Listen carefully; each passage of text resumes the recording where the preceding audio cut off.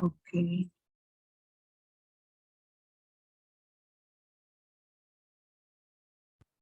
Ok. Vamos a ver hoy un caso clínico más. Neurinoma del acústico. Ok. O también llamado schwannoma. Ok. Es schwannoma vestibulares. Ok. Es las dos nominaciones que justamente estas están ubicadas, ¿no? Surgen de las células de Schwann, por eso le llaman schwannoma, de la rama vestibular del octavo nervio craneal, ¿ok? Y por lo general se ubica en esta zona o en este lado, ¿no? Puede ser unilateral o bilateral también en algunos casos.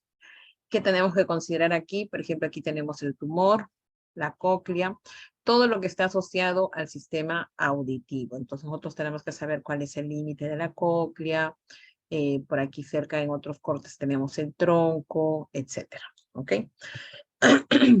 Estos tipos de lesiones tienen como síntomas pérdida de audición, ¿no? Hipoacusia. Esta pérdida de audición lo van a clasificar en función a las intensidades, el cual lo vamos a medir en decibeles. Sabemos que el rango de audición o percibido, digamos, el rango es en frecuencias de 20 a 20.000 Hz, ¿no? Y en decibeles, digamos así, es la intensidad del sonido. Entonces, audición normal estamos alrededor de 20 decibeles. Y así tiene pérdidas leves, moderadas, severas, profundas. Necesita, por ejemplo, que el sonido sea mucho más fuerte, ¿no? En torno de 90 decibeles. Una persona cuando habla, digamos así, un poco más fuerte, está en torno de 40 decibeles. Entonces, eso es uno de los síntomas para que la persona sea diagnosticada con neurinoma del acústico. También las personas comienzan a tener problemas de estabilidad o vértigo, ¿no? O sea, comienzan a tener como una especie de laberintitis, ¿no? Comienzan a tener mucho mareo. Y eso es a causa justamente como es la zona del oído y eso los conlleva a un desequilibrio. La sintomatología.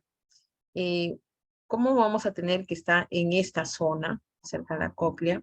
Esto está asociado a los nervios del trigémino y estos nervios está asociado a la zona mandibular, a la zona maxilar y a la zona ¿no? La zona de ojo, ¿no? Oftálmica. Entonces puede haber, si nosotros no tenemos los cuidados, o sobre todo, ¿no? Cuando le hacen cirugía al paciente y pueden tocar uno de estos nervios, por ejemplo, puede haber compromiso facial, ¿no? Y tiene, por ejemplo, que ya no puede tener movimiento, ¿no? De forma natural, ¿no? O compromiso cerebelar también, ¿no? Así, aquí hacia atrás, etcétera. Entonces, esto es uno de los puntos negativos de una cirugía. Claro, va a depender también del grado, y ahora vamos a ver que el grado es el tamaño, está asociado a los volúmenes. Entonces, estos neurinomas o vestibular de schwannoma, lo vamos a encontrar en diferentes tamaños, pequeños, un poco más grande, aquí un compromiso mucho mayor. ¿Y por qué para nosotros es importante definir el grado, la clasificación? Porque esto nosotros tenemos que considerar, o en todo caso el neurocirujano considerar cuándo va a determinar si se va para cirugía o para una radioterapia fraccionada o para una radiocirugía en una sola fracción. ¿Okay?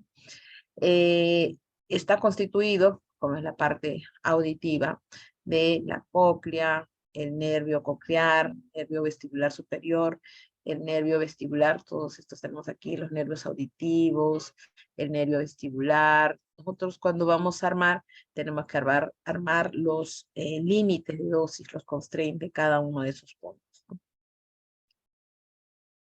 Por eso se dice que se va a dividir toda esa zona en 4 segmentos, ¿no? Vestibular superior, vestibular inferior, la cóclea, el nervio facial, ¿no? Y lo que está asociado a la parte auditiva. Tenemos aquí algunos casos, por ejemplo, cuando nosotros vamos a observar y nos diga, hay que determinar el volumen, siempre hay que buscar el máximo diámetro, ¿no? Tanto en cortes axiales ¿no? Aquí tenemos en cortes axiales, tomamos los diámetros, en cortes coronales tenemos que tomar también los diámetros y en cortes eh, axial, coronal y sagital, ¿no? Entonces tenemos que definir ahí los diámetros para, digamos, la definición del volumen. En algunos casos muy extraños, pero se puede dar estos tipos de neurinoma bilaterales, ¿sí? Para ambos lados. Ahí ya nosotros tenemos que definir el tamaño, si es que estas van para radiocirugía, o primero pasan por un proceso de una microcirugía o una cirugía, y luego ya pasan para radiocirugía. ¿Ok? Ya eso se determina.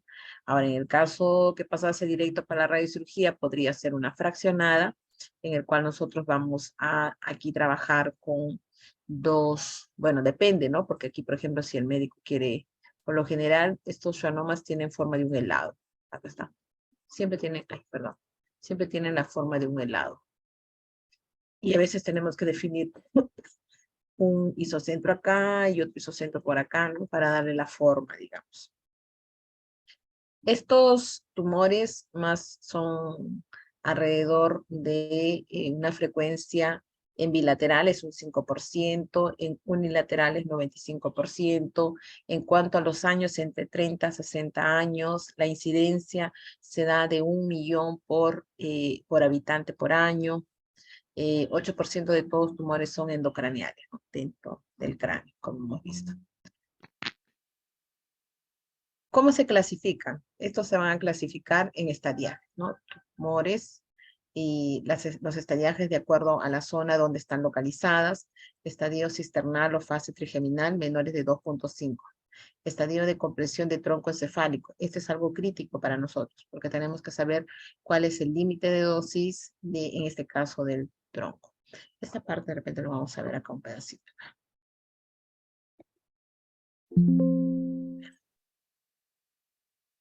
Solamente la parte de la clasificación. Un ratito.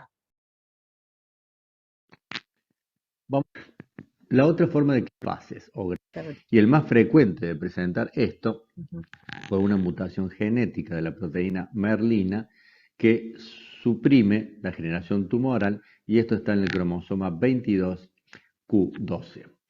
Mientras que la neurofibromatosis tipo 2, la que tenía, como les dije, más de un neurinoma, o sea, eran simultáneos en ambos oídos, es hereditaria por un alelo mutado.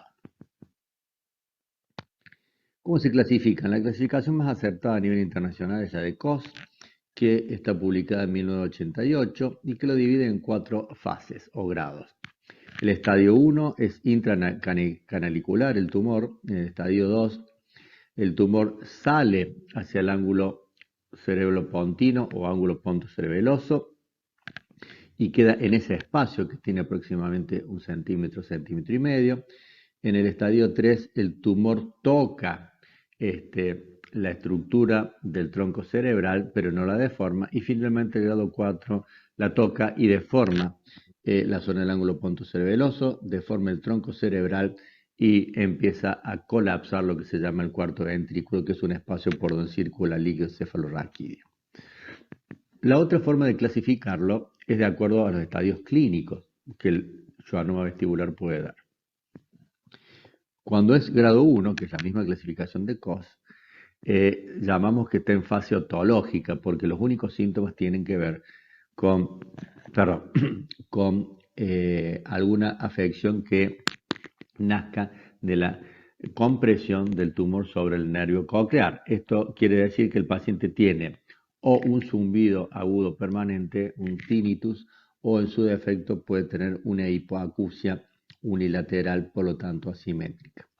En el estadio 2, en donde ocupa el ángulo pontocerebeloso, sale del conducto auditivo interno, se llama fase trigeminal porque toca algunos ramos terminales de este nervio y puede dar hipoestesia facial, sensaciones como de anestesia en la mitad de la cara, la córnea y zonas aledañas.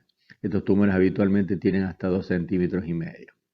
El estadio 3 es cuando toca el tronco encefálico, son mayores a 2 centímetros y medio y ya puede haber sintomatología central o sintomatología de pares altos o pares bajos, que ya veremos. Y finalmente el estadio 4, que es cuando desplaza el tronco cerebral y va colapsando el cuarto ventrículo, que empieza a producirse por disminución de la circulación del líquido cefalorraquídeo, un estadio de hidrocefalia. Aquí tienen en la clasificación de Robert Jackler, que es otra clasificación, pero muy parecida, la imagen del estadio 1, arriba y a la izquierda, donde el tumor, que está en oscuro, está a la salida del nervio coclear y el nervio vestibular, fíjense, y es intracanalicular. El estadio 2 o cisternal, porque está en el espacio que llamamos ángulo pontocerebeloso.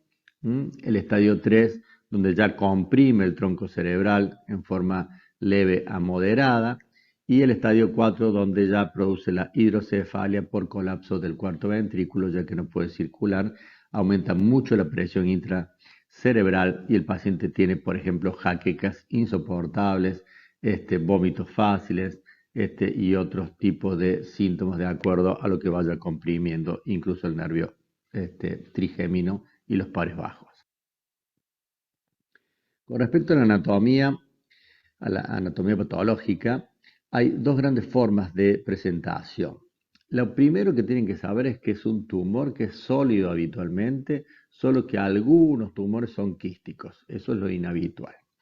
La superficie es muy suave, es gris a amarillenta, la cápsula mide unos 3 a 5 micrones y lo que le decía de la anatomía patológica, hay células de tipo Anthony A y células de tipo Anthony B. El tumor, cuando es Anthony A, habla de que el tumor es denso, es compacto, tiene muchísimas células agrupadas que tienen un citoplasma fibrilar que lo hace más bien duro. Mientras que cuando tienen células de tipo Anthony B, las células tienen una consistencia vacuolar, o sea, tienen un citoplasma con mucho líquido y hay pocas células, por lo tanto, son más quísticos. Paradójicamente, estos quísticos crecen mucho más rápido que los Anthony A, que son más densos. Y tienen ambos una generosa angiogénesis. Esto quiere decir que crecen muchísimo los vasos que van a irrigar el tumor en su superficie. La historia natural de un neurinoma o un schwannoma es de crecimiento muy lento por año, se dice de 1 a 1.8 milímetros por año. Los periodos se van dividiendo en periodos de gran crecimiento y en periodos de quiescencia, donde el tumor no se mueve para nada. Se origina, como ya lo dijimos, en el conducto auditivo interno y sale hacia el ángulo pontocerebeloso. Y la sintomatología va a estar acorde a lo que vaya comprimiendo y a los nervios vecinos. Lo más frecuente es la pérdida auditiva unilateral, neurosensorial, obviamente, un tinnitus unilateral agudo, permanente, y menos frecuentemente el vértigo o la inestabilidad, sencillamente porque si bien se origina en el nervio vestibular, que tendría que dar mareos y vértigos, es tan lento el avance que el lado contralateral, o sea, el vestíbulo sano, va compensando el déficit que va teniendo este lado. Entonces, habitualmente no tiene mucho vértigo. Si se desplaza hacia anterior y quiere apretar el nervio facial tiene mucha resistencia a la invasión y se desplaza hacia anterior con mucha facilidad, por lo cual es difícil que debuten con parálisis facial este tipo de tumores. Llega al ángulo pontocerebeloso, muchas veces sin dar síntomas porque es el lugar con que más facilidad sale. Y cuando llega a esta fase cisternal, según las clasificaciones, mide entre 2,5 y 3 centímetros. Ahí sí se vuelve más sintomático porque ya toca los pares craneales. Si ustedes ven el dibujo de la salida de los pares craneales a la derecha, van a ver que puede comprometer desde el trigémino, que es el quinto par, puede comprometer el motor ocular externo, que es el sexto, el facial y el vestíbulo coclear o el auditivo, porque ahí nace, son los más frecuentemente afectados.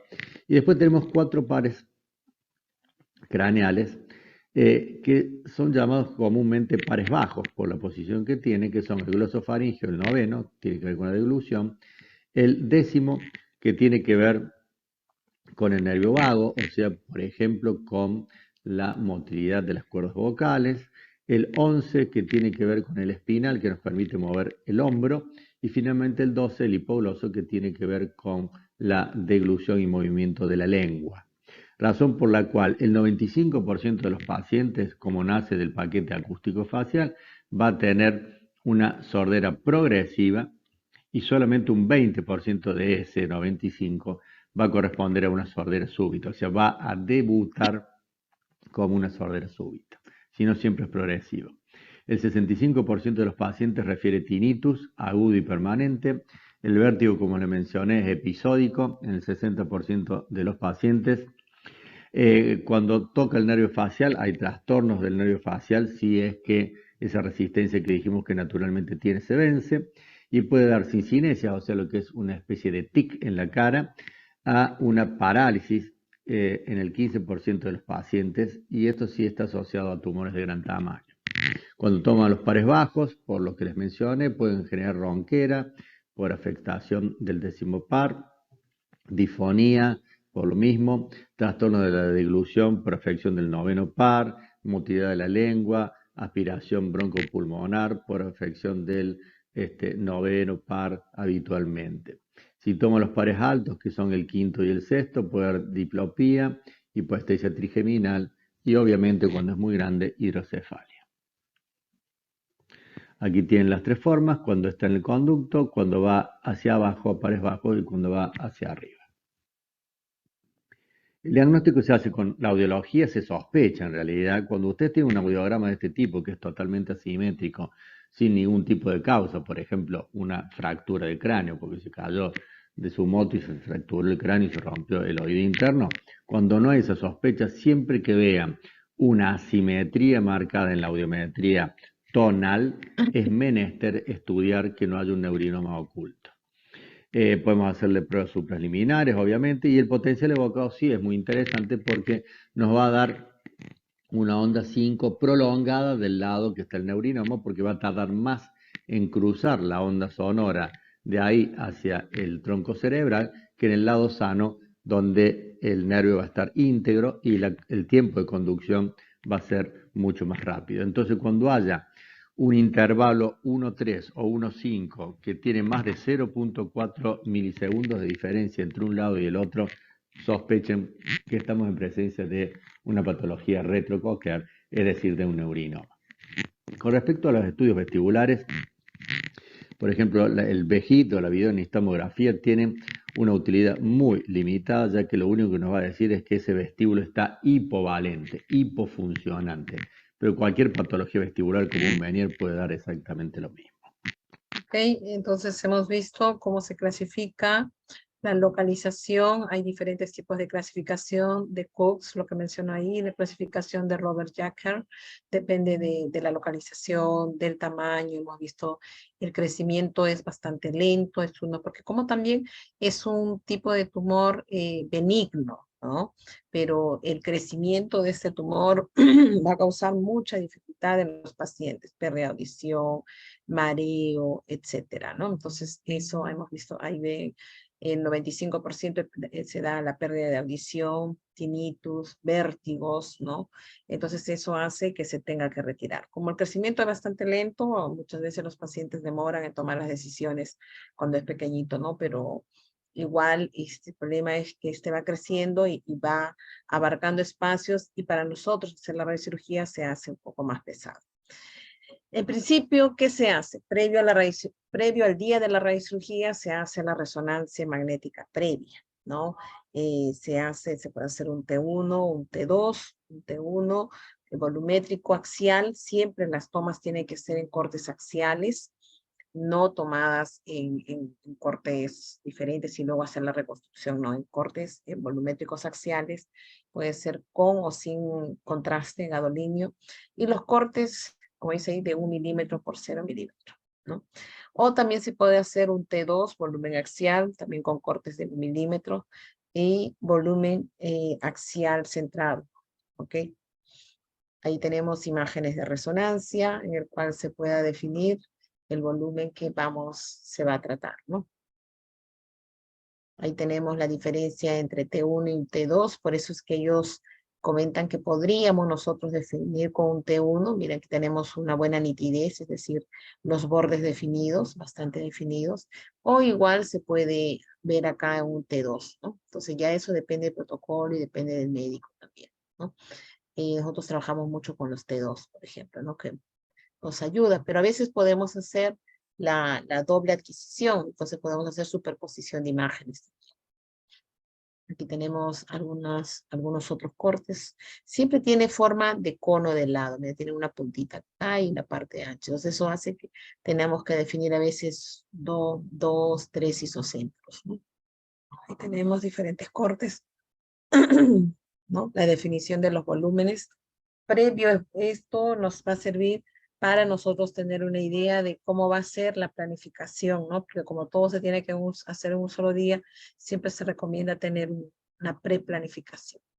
Este es otro paciente de 39 años con sordera o hipoacusia neurosensorial izquierda. Aquí está, mira, está definido, ¿eh? Redondo.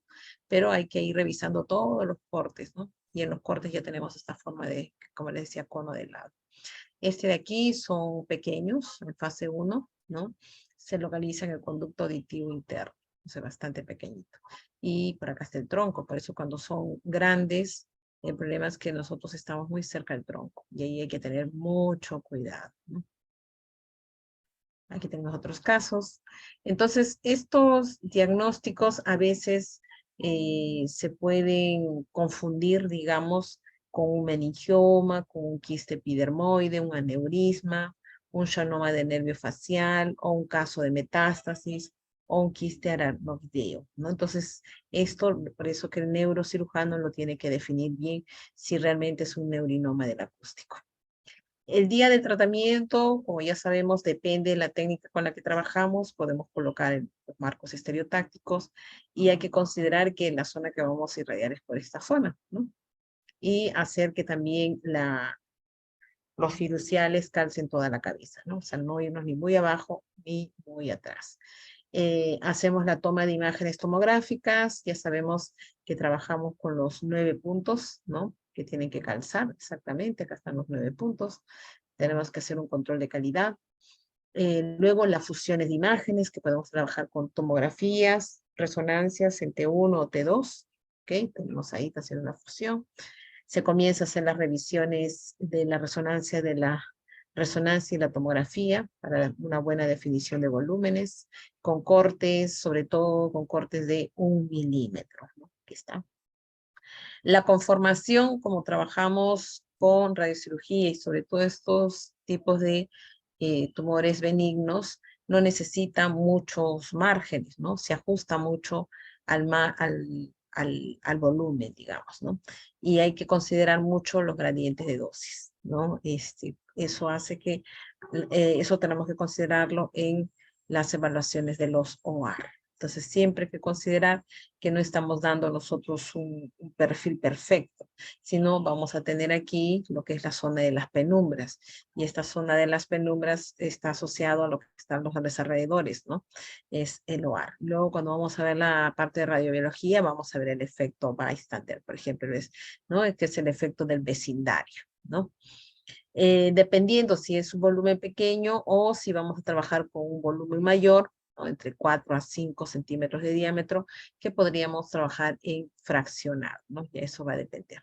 O lo contrario, ¿no? Si el volumen es grande, probablemente pase por una microcirugía para reducirlo y ya nosotros darle radiocirugía complementaria y poder tener digamos, tener un buen tratamiento.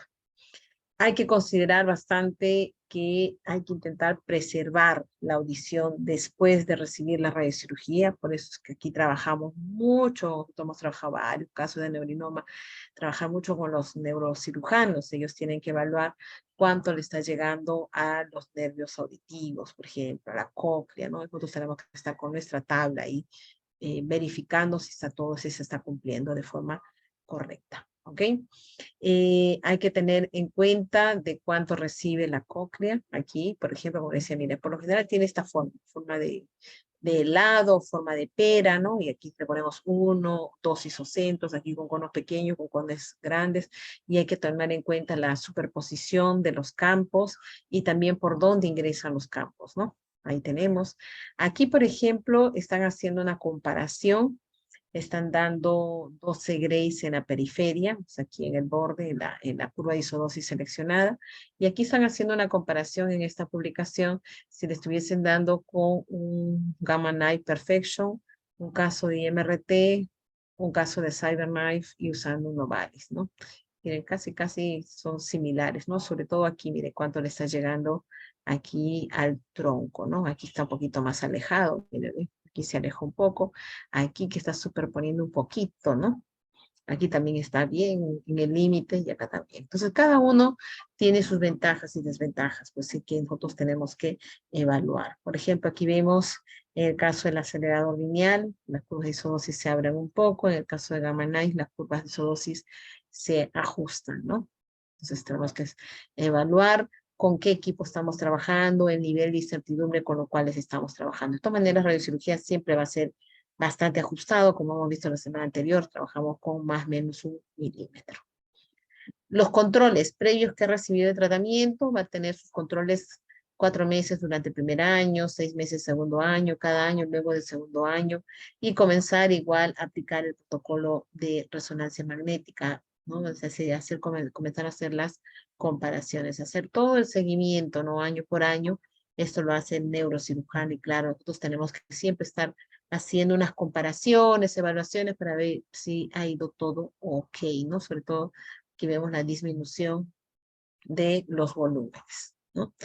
Hacer las comparaciones de cómo van cada 6 meses, 12 meses, 10 meses, cómo va a ir progresando, ¿no? Cómo va a ir cerrando, digamos, o disminuyendo de volumen, ¿no? Aquí están, miren, estos son los volumen versus cómo va pasando conforme van pasando los meses, ¿no? Va a ir cerrándose cada vez al inicio un volumen grande y luego comienza a disminuir. Y se hace toda la evaluación aplicando el protocolo de resonancia magnética. ¿Qué es importante aquí? Por ejemplo, ¿cuánto por ciento de una publicación del 2002? Antiguamente ¿cuáles son las complicaciones? Por ejemplo, en el caso de cirugía, se tiene mucho paresia facial, es decir, pierden el movimiento del nervio facial, ¿no? En cirugía se da un 37%, en caso de radiocirugía, 1%. Deterioro funcional, ¿no? Pues la persona como pierde movimiento facial, eso le imposibilita, por ejemplo, hablar, hasta comer, ¿no? En un 39%, en cambio la cirugía es un 9%. Hospitalización, una cirugía pre y post, aquí han puesto 23 días, bueno, la verdad que eso es relativo. En radiocirugía tampoco no es 3 días, es un solo día, ¿no? Todo es relativo. Conservación de trabajo, claro, la persona se va a hospitalizar y va a comenzar a tener todos esos trastornos de deterioro funcional, entonces la probabilidad de que pierda el trabajo es muy alta, ¿no? En cambio aquí la persona recibe radiocirugía hoy día y mañana se va a trabajar. Aquí, por ejemplo, ausencia, pérdida de trabajo, 130 días, han puesto acá 7 días, bueno, con descanso y todo, 3, 4 días, ¿no? Preservación de audición, un 37.5%, porque como son cirugías, la verdad que va a depender mucho de la expertise del neurocirujano. Yo he conocido un caso muy cercano en el cual han hecho la cirugía, y esto que lo han hecho en el exterior y todo, pero quedó, la verdad, con pérdida de audición total y deterioro funcional y paresia facial, hablando de aquí hace 20 años, ¿no? Donde todavía la radiocirugía no era tan aplicada cuanto hoy. En cambio, en preservación de audición, aquí es un 70%, ¿no? O sea, tiene buen pronóstico. Esta es una publicación del 2002, entonces ahora, con toda la tecnología que tenemos, hemos avanzado mucho en imágenes, etcétera, esto ha mejorado bastante. Si nosotros revisamos la literatura, artículos, vamos a encontrar mucha experiencia, ¿no? Casos que son publicados, por ejemplo, en particular esta es una publicación que hicimos en el 2007, en el cual publicamos los primeros casos de radiocirugía de neurinoma del acústico en la revista Diagnóstico. Está el doctor Andrés Plasencia, el doctor Sahari, Aldo Berti, Luis Piníos, etcétera, y aquí estoy yo al final. Se mostró aquí todos los pacientes. En ese entonces se había tratado 11 pacientes, bueno, ahora ya tenemos más de 600 pacientes, bueno, todos los casos, ¿no? Con diagnóstico radiológico, 8 mujeres, 3 varones, y siempre es bueno, por ejemplo, ahora mismo estamos haciendo también un seguimiento de los pacientes de malformaciones arteriovenosas, que si han cerrado y en cuánto tiempo, etcétera, ¿no? Es parte del seguimiento, hacer ese diagnóstico, hacer un seguimiento para saber en qué tenemos que ir mejorando, cómo están yendo nuestros pacientes, ¿no? Se hicieron evaluaciones de volúmenes, se hicieron evaluaciones de seguimiento con imágenes. Aquí está, mire, la planificación usando la resonancia, las fusiones, esta resonancia y esta tomografía, y cómo ha ido, mire, después de 2 años, cómo el neurinoma ha ido cerrando. Acá también, mire, este es un neurinoma ya de grado 3, y cómo ha ido cerrando. Este es más pequeñito, de grado 1, mire cómo ha ido cerrando. Todo eso fue parte de la publicación. Esta es otra, por ejemplo, un control después de 3 años, ¿no? Poco a poco va cerrando. ¿Qué pasa cuando tenemos un retratamiento? El paciente regresa después de que ha recibido una radiocirugía, por ejemplo, es una publicación, hace un retratamiento de un vestibular de schwannoma, ¿no? O neurinoma del acústico con Gamma Knife. Aquí, por ejemplo, el primer tratamiento, y luego han hecho después de 10 años un retratamiento. Tienen que hacer aquí las evaluaciones de cuántos pacientes han tenido reincidencia. Esta es una publicación interesante también, reincidencia, han tenido pérdidas de audición, vértigo, tinnitus, etcétera, etcétera, etcétera, ¿no? Este de aquí es el porcentaje de pacientes que han tenido, ¿cuántos de ellos han tenido las complicaciones post-radiocirugía, ¿no? Ataxia, aquí problemas faciales, etcétera, espasmos, también es otro, ¿no? No es, o sea, claro, hay muchas ventajas de parte de radiocirugía comparado con la parte quirúrgica, ¿no? Ahí vemos esta de grado 1, como hemos visto en el video, miren, grado 2, grado 3, es importantísimo que los físicos médicos manejemos, ¿no? Los grados que podamos definir y nosotros poder opinar. Este caso no puede ir para radiocirugía porque ya excede, ¿no? Los referenciales, así que hay que hacerle o fraccionada, o pasa a una cirugía y que luego regrese, o se puede hacer con otra técnica también, pues, ¿no? IMRT, BIMAT, ¿no? Ya con técnicas convencionales. Grado 4, por ejemplo, ¿no? Aquí recomiendan, vamos a ver acá, no recomiendan, aquí recomiendan hacer una microcirugía, y sobre todo va a depender mucho de la expertise del neurocirujano, o radiocirugía fraccionada, o tratamiento combinado, ¿no? A veces pasa primero por cirugía y luego pasa para radioterapia. Entonces aquí, por ejemplo, están haciendo la inmovilización para casos fraccionada, usan las máscaras termomoldeables, ¿no? Bueno, en el mercado vamos a encontrar mucho de esas máscaras con diferentes características, ¿no? Ahí tenemos otros casos. El uso de Gamma Knife, por ejemplo, permite, como ya hemos dicho, sobre todo, es recomendado para lesiones de grado 1, bastante pequeñitas, ¿no?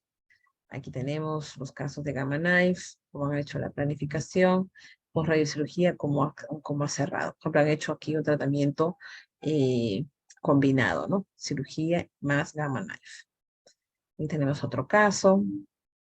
Este caso es bastante grande, mire, preoperatorio, posoperatorio. Tratar esto con radiocirugía es bastante complicado, pero si ya nos entregan al paciente con un volumen aquí es mucho más simple. Después ya les voy a enseñar cuando vamos a entrar a la parte de planificación. Por ejemplo, vamos a ver algunos casos.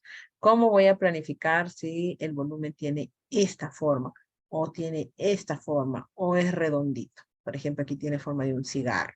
Cuando tiene forma de un cigarro tenemos que buscar trabajar en esta zona, pero tampoco no puedo entrar yo aquí por el ojo, tengo que buscar, porque cuando hago el análisis para planificación, tengo que evaluar tanto en axial, como en sagital, como en coronal. Eso les voy a enseñar yo cuando entremos a la parte de planificación. Bueno, estos son los resultados de tratamientos combinados.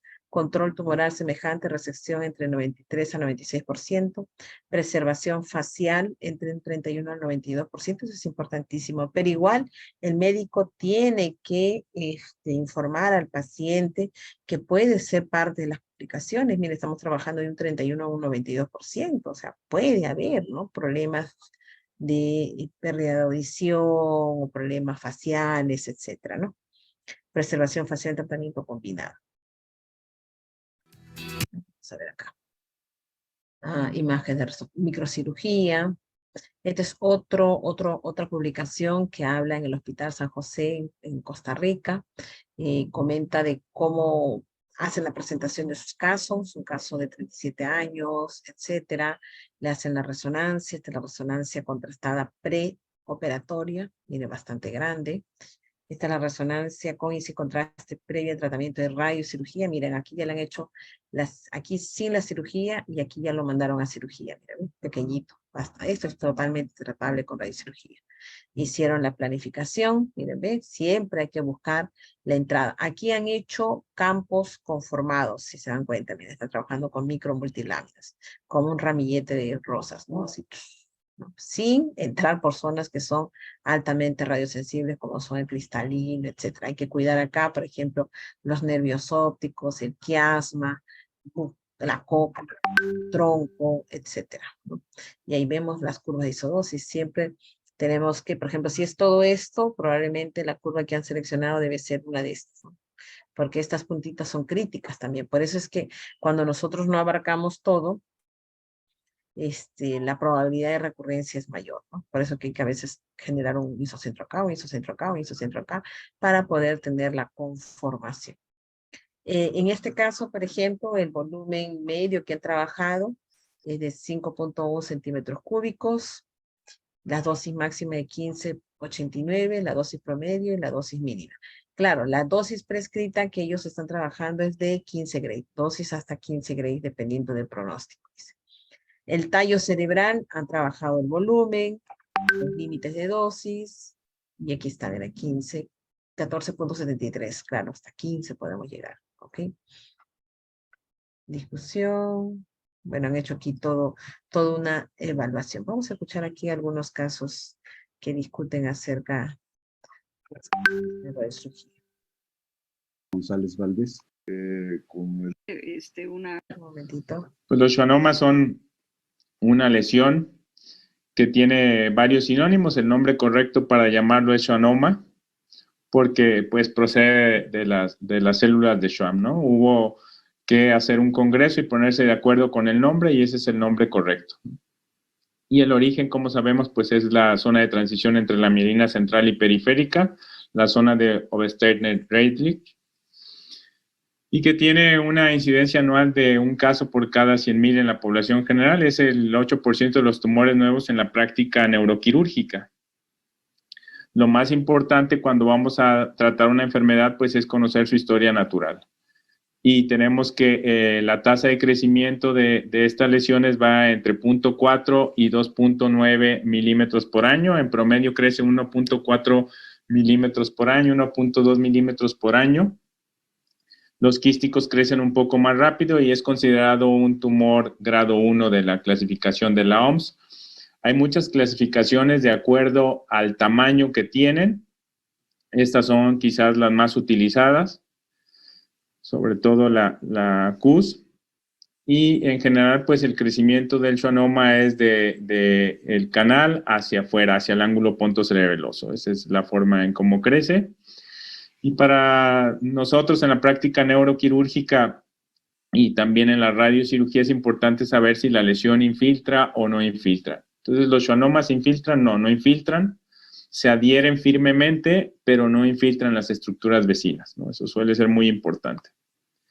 Y como tratamiento, pues existen varias opciones terapéuticas, entre las que tenemos vigilancia, la microcirugía, que ha sido siempre el estándar de tratamiento, y la radiocirugía como una alternativa, ¿no?, que ha tomado fuerza en los últimos años y décadas. El planteamiento de qué manera hay que tratar uno, lo podemos establecer la forma en cómo tratamos tiene que ver mucho con la formación, con el conocimiento, con muchas cosas. Y les voy a mostrar un par de casos. Son 2 casos de una encuesta de hace 17 años. Ambos casos son médicos. Uno es neurocirujano y el otro es un médico general. Esta encuesta es para causar empatía en los encuestados, ¿no? Ambos son médicos, entonces ahí ya se pone uno en sus zapatos. Entonces, ¿qué le harían a esto? Y la encuesta, por supuesto, fue anónima, ¿no? Para que se pudieran expresar adecuadamente. Entonces, vean aquí arriba las edades de los encuestados. Y las opciones terapéuticas que decidían. En este caso, de la lesión intracanalicular y en este otro que ocupa todo el ángulo pontocerebeloso, un grado CUS4. Y vean cómo hay una gran variación, aunque aparece aquí como una curva de distribución normal, ¿no? Pero digamos que hay una gran variabilidad. Y alguien puede decir, bueno, en el 2003 pues había a lo mejor pocos consensos. Pero miren esta es del 2016 en un país como Estados Unidos que tiene mucho más a la mano todas las opciones terapéuticas que en el país como el nuestro. Aquí podemos ver en la radiocirugía, la observación y la microcirugía y su distribución en distintas áreas geográficas, ¿no? Como se dice, en gusto se rompen géneros, ¿no? Entonces, el tratamiento pues son estas opciones terapéuticas. Y la pregunta que siempre salta al aire, ¿cuál es la mejor? ¿Cuándo y cuál? Los objetivos del tratamiento siempre son evitar volver a tratar, es decir, ser resolutivos, no dañar más de lo que el tumor está dañando, evitar complicaciones y que el paciente se reincorpore de inmediato a su vida cotidiana, a su entorno. Esos serían los objetivos generales del tratamiento. En lo que respecta a la observación, si sabemos la historia natural, pues no resulta ningún secreto saber que a largo plazo los pacientes van a tener crecimiento tumoral y existen ya algunas series en los que los observan y les están haciendo estudios de seguimiento. Por ejemplo, en esta del 2013, de 47 pacientes, vean, el 76% muestra crecimiento y también el 37% llega a tener disminución de la audición. Este es otro estudio. Después de 20 años de seguimiento, el 74% de los tumores aumentan su tamaño y el dejar un tumor a historia natural pues tiene riesgos, entre ellos sordera o disminución de la audición, tanto progresiva como súbita, ¿no? En estos porcentajes que pueden ver, este es otro estudio. Después de 4 años de seguimiento, la mayoría requiere algún tratamiento, como pueden ver aquí las referencias, ¿no? Entonces, eso es importante porque va a depender mucho de qué edad tiene el paciente. Si el paciente le detectamos un schwannoma pequeño y tiene 80 años, quizás no haya ningún problema, pero si es un paciente joven, pues ahí hay que tener en cuenta que posiblemente el paciente, su esperanza de vida en un país como el nuestro sea 74, 75 años, ¿no? Con respecto a la microcirugía, no tocaré este tema, pero el objetivo es, además de los que ya habíamos platicado, tratar de resecar todo el tumor dentro de lo posible. Y aquí hay que ser estrictos con que es la única opción terapéutica que ofrece la probabilidad de cura, entre comillas, ¿no? Que no vamos a entrar ahí en un asunto de discusión bizantina. La primer cirugía, pues, se hizo por este otoneuro, ¿no? Que afortunadamente tenemos en el panel a la doctora Marité Palma, ampliamente reconocida nacional e internacionalmente, y que nada más cito estas imágenes porque lo que quiero que veamos es que la primer cirugía se hizo ya hace más de 100 años, es decir, se tiene mucho más experiencia con cirugía desde el punto de vista histórico que con la radiocirugía, ¿no? Entonces no ahondaré más en lo de la cirugía, eso lo va a exponer brillantemente el doctor Diego Méndez Rosito. Y con respecto a la radiocirugía, es un tipo de tratamiento que pertenece a la radiación conformal, es decir, dar un tipo de radiación de la forma que tiene el tumor, como hacerle un traje de radiación. ¿Y cuáles son los objetivos de la radiocirugía? Pues son menos ambiciosos que la cirugía. Como vimos en la cirugía, pues uno trata de quitar todo lo posible del tumor sin establecer un mayor daño. Y con respecto a la radiocirugía, lo que se busca es control tumoral, es decir, es menos ambicioso teóricamente. ¿Y qué es control tumoral? Que el tumor no crezca o que se encoja. Si solamente deja de crecer, para nosotros es éxito. Y aquí viene el primer caso tratado, vean, es en el 69. Tenemos menos experiencia histórica en la radiocirugía que en la microcirugía. Entonces, existe una clasificación de acuerdo a la respuesta del tejido ante la radiación. Eso se llama radiobiología. Y el profesor Larson hizo este artículo histórico ya hace varias décadas, en la que tenemos un tejido que es el cerebro, que responde de cierta manera, y otro tejido que responde de cierta manera a la radiación. Esa combinación que tenemos nos permite clasificarlo. Entonces tenemos un tumor que no infiltra, como vimos al principio, que solo desplaza, y que como está creciendo lento, expone muy poco su DNA. Entonces, está creciendo o se está dividiendo más lento que el cerebro, pero son relativamente parecidos. Este tipo de tumores, lo que les conviene más es darle dosis única o lo más cercano a dosis única. Entonces, este tipo de tumor lo vamos a establecer en este sentido. Eso es lo que más nos conviene. Las dosis que se usan en la actualidad son 12 o 13 grays, que aquí hay que decir que el cerebro sano es la dosis de tolerancia, es decir, es un tumor que la dosis que le damos al tumor tiene poca probabilidad de dañar el cerebro. Entonces es un tumor muy bueno para la radiocirugía. Antes se daban dosis más elevadas, se ha visto que al ir disminuyendo las dosis se sigue controlando de manera muy apropiada y se complica menos. Entonces ya hay muchos estudios sobre este tema. Incluso hay por ahí un estudio que le ha bajado un gray más. Un gray es un joule por kilogramo de energía. Y también el control tumoral es bueno, 91% a 5 años. Entonces, en la zona de la que estamos hablando en este caso, tenemos pues una estructura hermosa, una estructura muy bella que es la cóclea, ¿no? Que aquí lo vemos que cumple con la secuencia de Fibonacci. Esa estructura pues es la estructura más sensible que tenemos cerca. Y cuando nosotros damos radiocirugía al borde del tumor le damos 12 grays y la cóclea tolera mucho más bajo que eso. El resto de estructuras toleran más, como podemos ver aquí. Miren, al schwannoma le damos esta cantidad de radiación que son 12 o 13 grays, y las estructuras vecinas, la única que tolera menos de esta dosis que le damos al borde del tumor es la cóclea.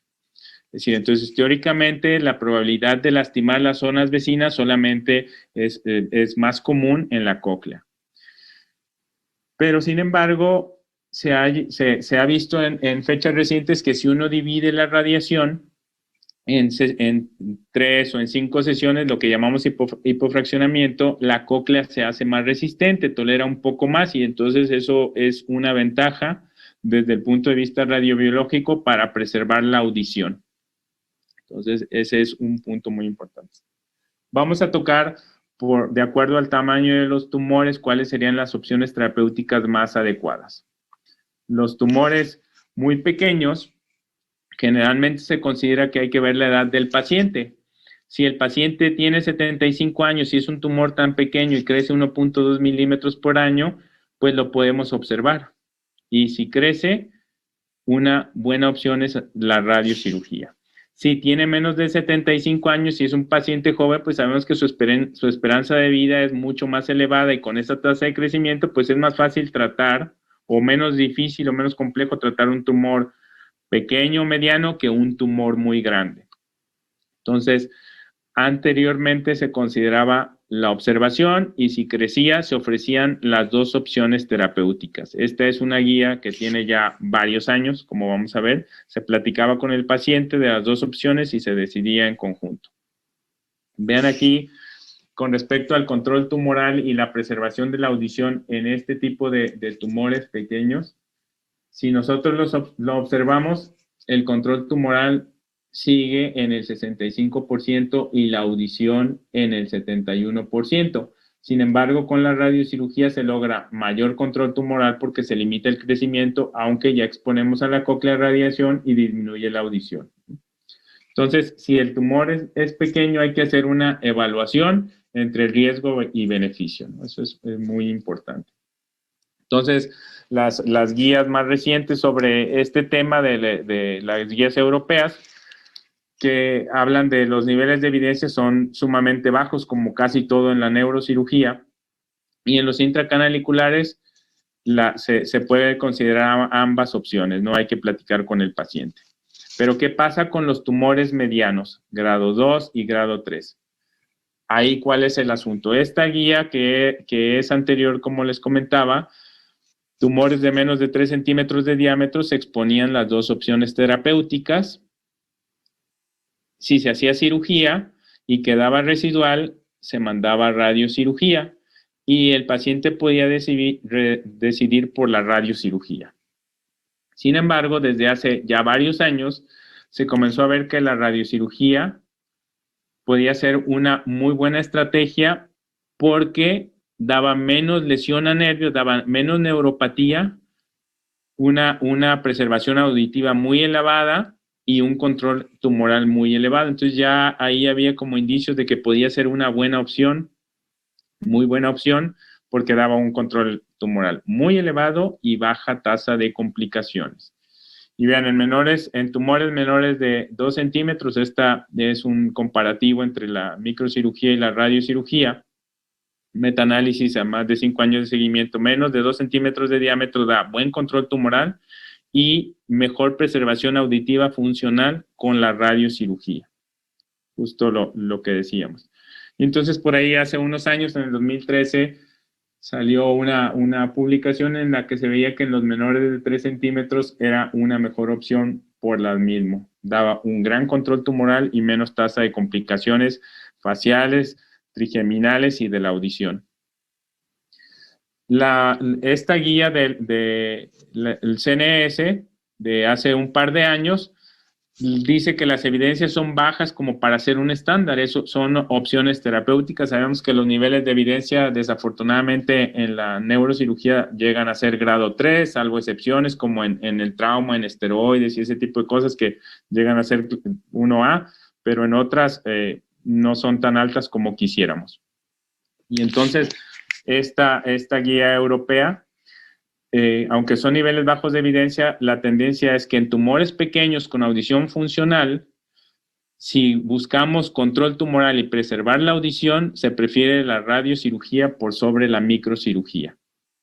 ¿Qué pasa cuando radiamos a un paciente? Que esto es muy importante saber la evolución, porque de repente si no estamos como muy conocedores de esta área, nos podemos confundir un poco.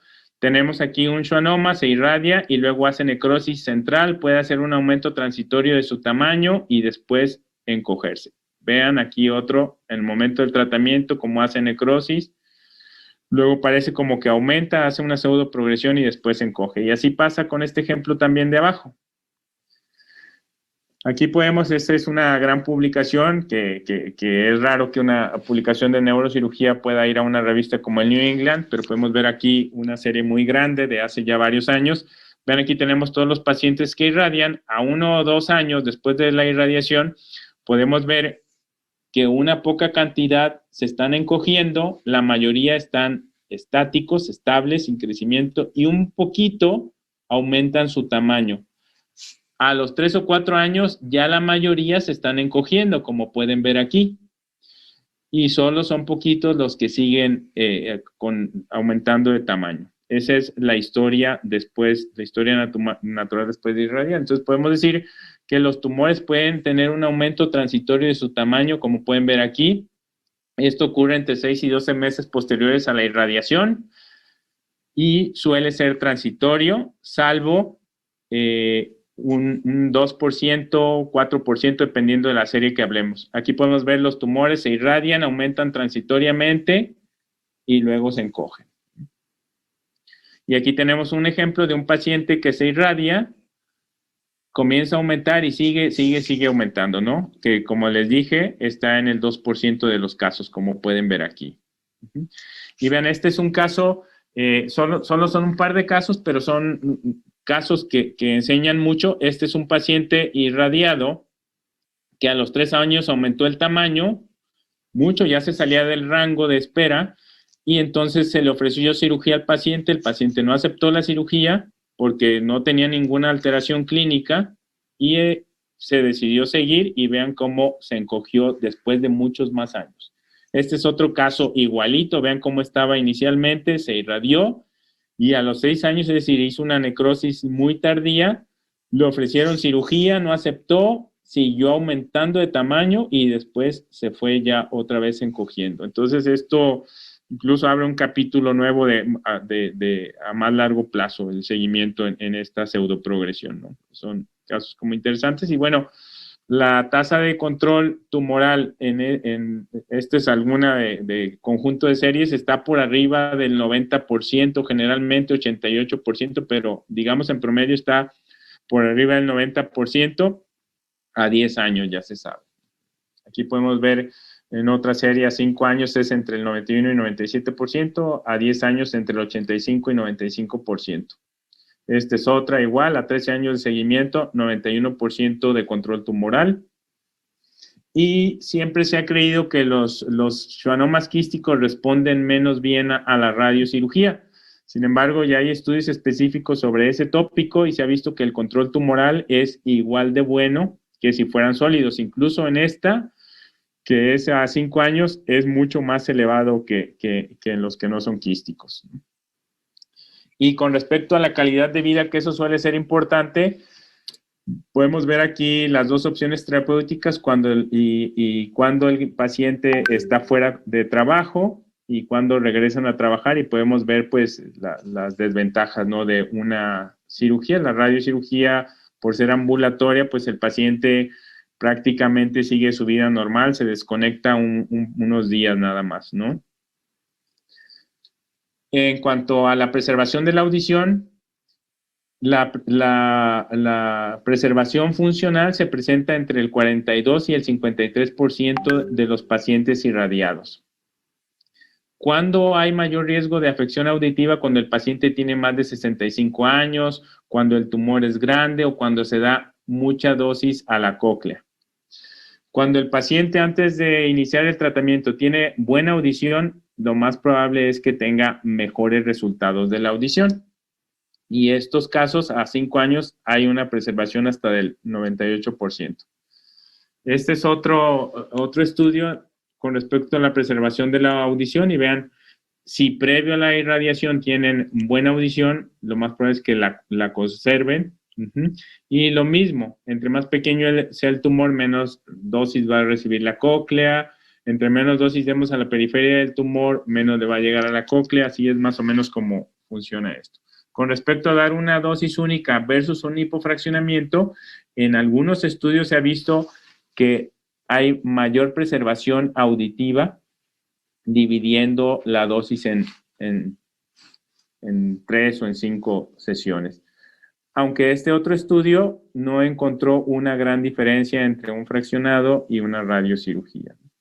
En cuanto a las complicaciones de nervios craneales en este tamaño de tumores, suele ser menor al 1%, hablando del facial y del trigémino.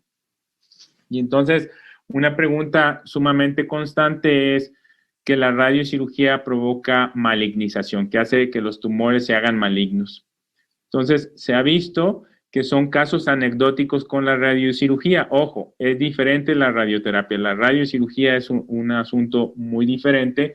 Se considera incluso que solo son unos pocos casos, que hay más probabilidad de que al paciente que le dimos radiocirugía le caiga un rayo a que un tumor se le malignice. Y hay que cumplir varios criterios, ¿no?, para poder pensar que esa es la causa. Entonces son básicamente anecdóticos. Con respecto al costo, pues todos lo sabemos, cuánto cuesta el procedimiento quirúrgico, cuántos días son de hospitalización, cuántas horas o días va a estar en terapia intensiva, cuántas personas participan en el tratamiento, etcétera, ¿no? Entonces también la radiocirugía ofrece un costo mucho más bajo. Los días que ya habíamos tocado que la persona deja de trabajar entre la microcirugía son mayores que con la radiocirugía. Todos esos casos son cosas que hay que tomar en cuenta. Y las tendencias, ¿qué nos dicen?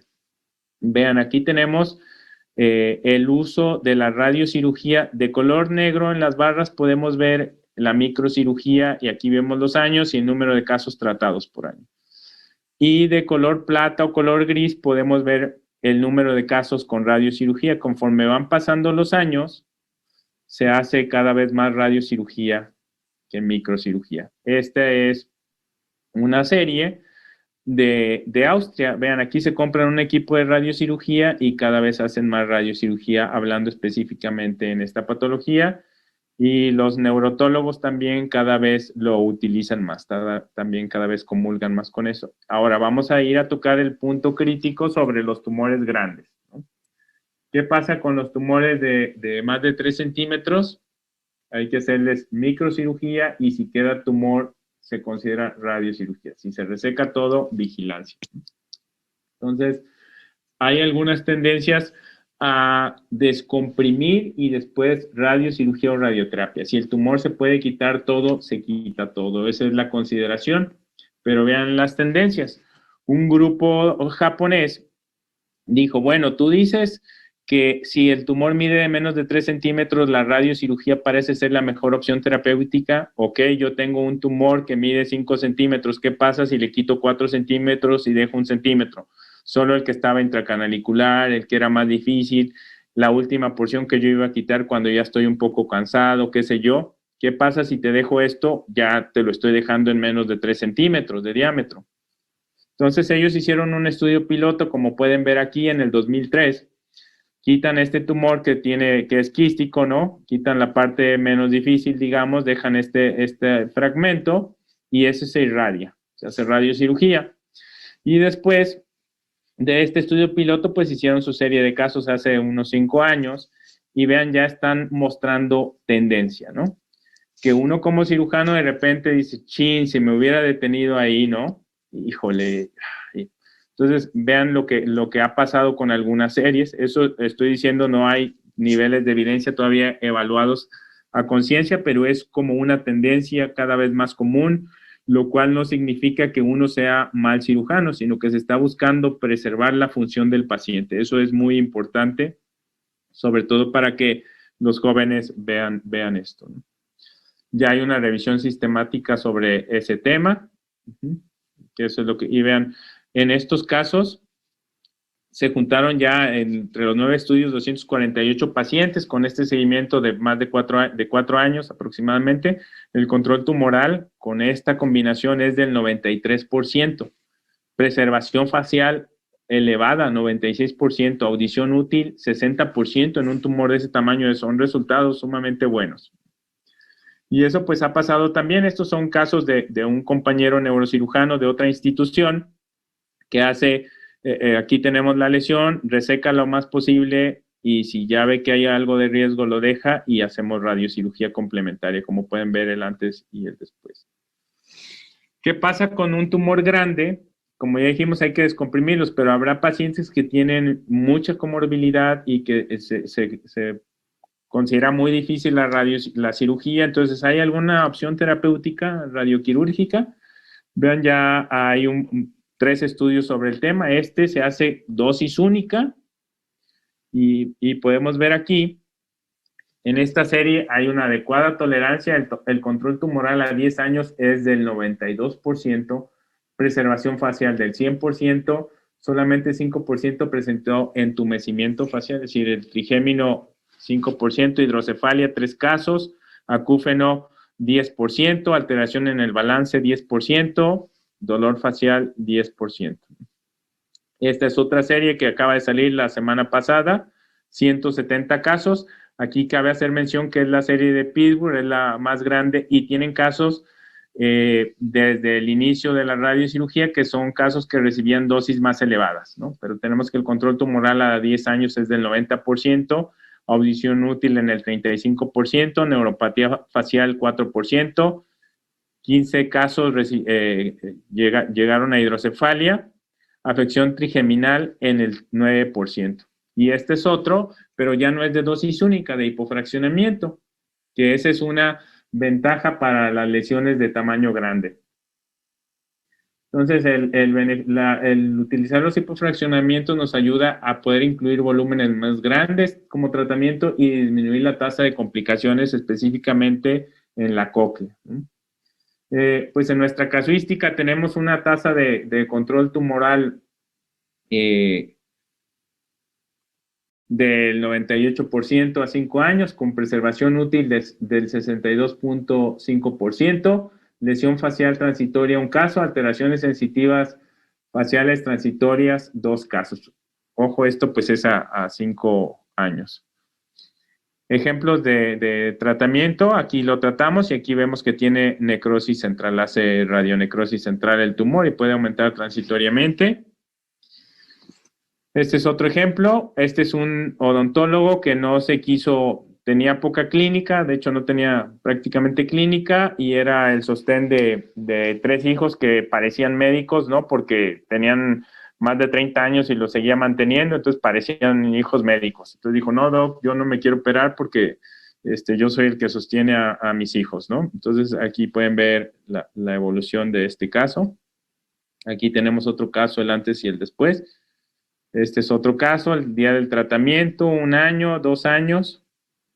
Y este es otro caso que se operó, como pueden ver aquí, pero hacía muchos trastornos del ritmo cardíaco, no fue posible resecarlo, el paciente se ponía mal durante el transquirúrgico, entonces hicimos un fraccionamiento en este caso y podemos ver al año, a los 2 años y a los 3 años, el mismo caso ahora en coronal, vean el tratamiento que era la mayor parte quístico al año, a los 2 años y a los 3 años.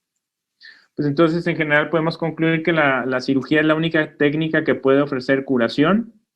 La radiocirugía en tumores pequeños y medianos logra un excelente control tumoral y preservación funcional, incluidos los tumores quísticos.